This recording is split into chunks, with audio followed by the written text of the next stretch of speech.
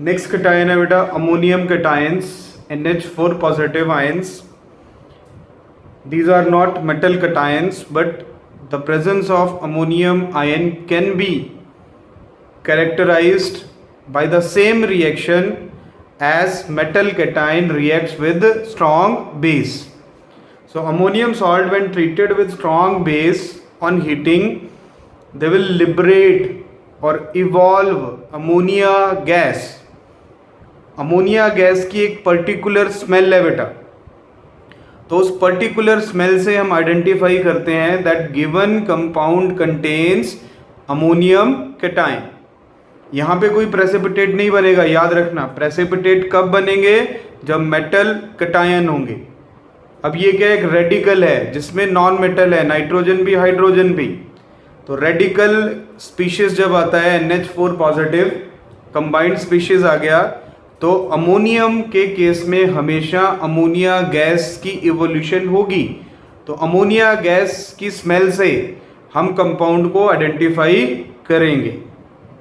Write down. Next हम पढ़ते हैं बेटा सोडियम हाइड्रोक्साइड के बाद, when metal salt are treated with a weak base called ammonium hydroxide. Ammonium hydroxide which is a weak base, when metal salt solution treated with weak base, what happens? क्या होता है बेटा? Iron का case लेते हैं पहले, both ferrous ion और ferric ion. वही सॉल्ट लिए मैंने, दोनों same, ferrous sulphate green colour. when treated with now weak base ammonium hydroxide, they will form dirty green precipitate which become insoluble in excess weak base. Similarly yellow color ferric chloride, when treated with ammonium hydroxide, it will form reddish brown precipitate that become insoluble in excess ammonium hydroxide. तो strong base के साथ भी weak base के साथ भी iron 2 positive dirty green colour बनाएगा, iron 3 positive reddish brown colour बनाएगा. और दोनों ही केसेस में अगर strong base है या फिर weak base है, दोनों ही केसेस में the precipitate become insoluble. Clear है बेटा? नेक्स्ट है lead salt, lead nitrate. When treated with weak base it will form white precipitate of lead hydroxide that become insoluble in excess weak base. तो मतलब lead 2 positive के white precipitate बनेंगे, strong base के साथ भी बने, week base के साथ भी बने. क्लियर है?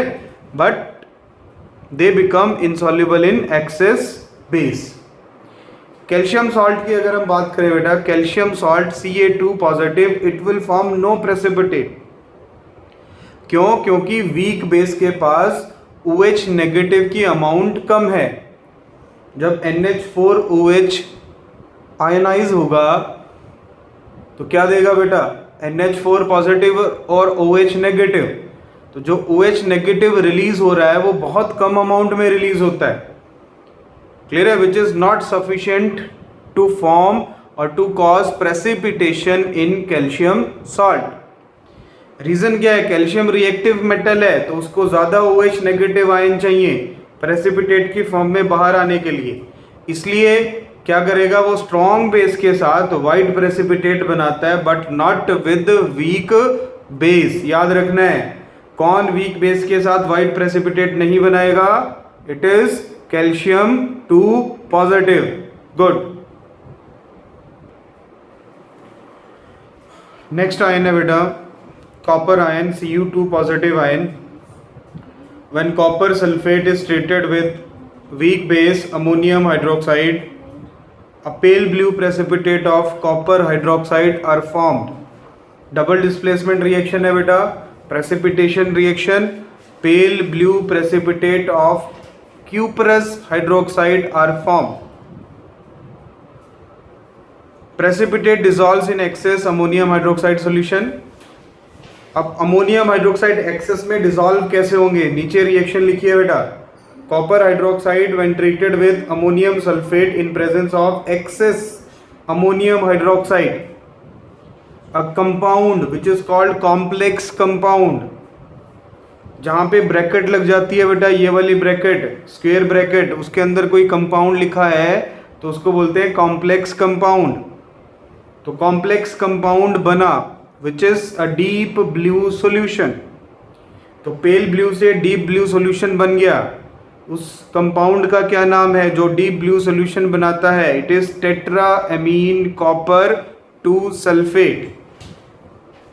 ठीक है, तो copper 2 positive excess ammonium hydroxide में डिसॉल्व होके एक कॉम्प्लेक्स कंपाउंड बनाता है which is tetra amine copper 2 sulphate. Similarly zinc ion की बात करें, जिंक आपको पता है Zn2 positive, when treated with weak base it will form white gelatinous precipitate। अगर मैं एक्सेस में लूंगा ammonium hydroxide then these white precipitate become soluble।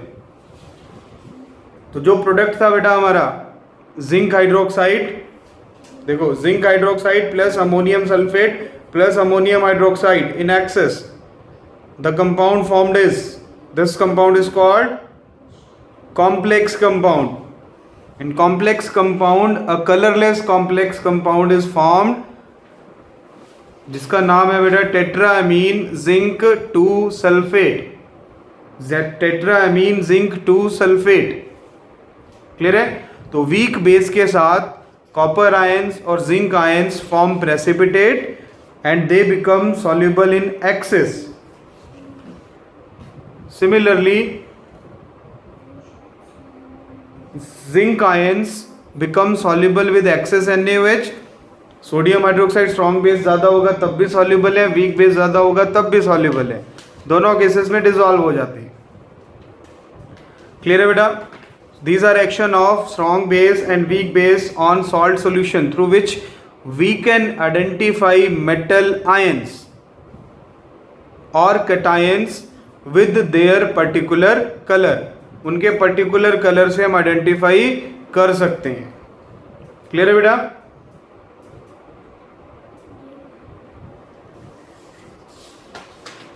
इसके बाद है बेटा action of base on certain metals and metal oxide. Base का metal और मेटल ऑक्साइड के साथ क्या रिएक्शन होता है? हमने क्लास 9th में भी पढ़ा है कि when metal treated with basis they will form metal salt and liberate hydrogen gas। When zinc combine with alkali, alkali means strong base, it will form sodium zincate and release hydrogen gas। Aluminium form sodium meta-aluminate and release hydrogen gas। Similarly lead will form sodium plumbite and release hydrogen gas। Clear है बेटा? And when metal oxide are treated with strong bases they will form hydroxides। metal oxide को जब हम treat करेंगे strong base के साथ they will form salt and water। तो neutralisation reaction होती है बेटा, एसिड और बेस बनता है। क्लियर है?